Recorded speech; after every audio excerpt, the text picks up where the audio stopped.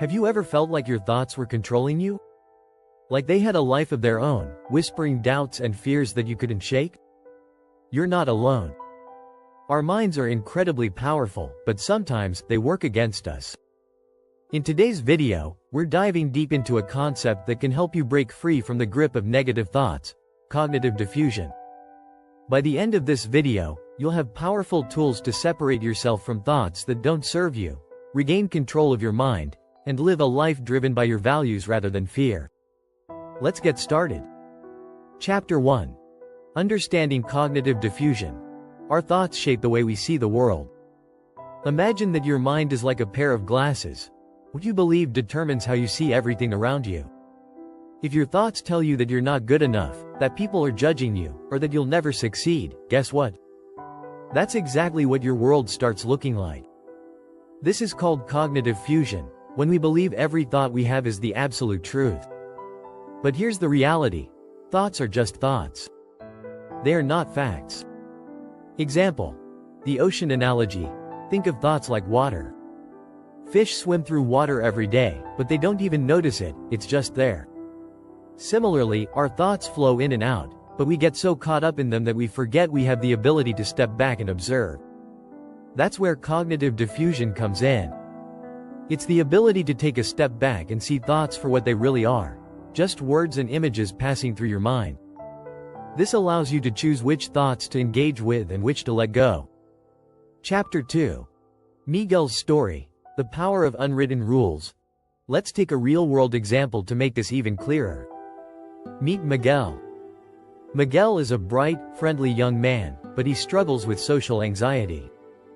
Every time he's in a group, his mind tells him, "Don't say anything stupid, or they'll think you're weird." So, he stays quiet. Later, his mind tells him, "See? You were awkward. They probably don't like you." This is a classic case of cognitive fusion. Miguel believes his thoughts without questioning them.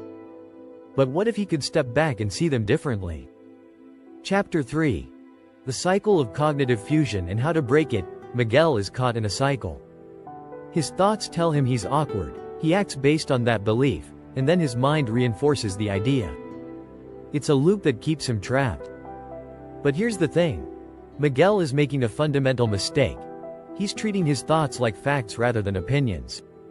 So how can he break free? By using cognitive diffusion techniques. Chapter 4. Practical techniques for cognitive diffusion. Face mask the silly voice technique. One of the best ways to weaken the grip of negative thoughts is to make them ridiculous. Try saying your negative thoughts out loud in a silly cartoon voice. For example, if your mind says, "I'm such a failure," say it in a Mickey Mouse or a dramatic Shakespearean voice. Sounds absurd, right? That's the point. Doing this helps you separate yourself from the thought and see it for what it really is, just words. Memo the naming technique. Another powerful method is naming your thoughts. Give them a character. For example, if your mind always tells you that you're not good enough, you can call it the critic.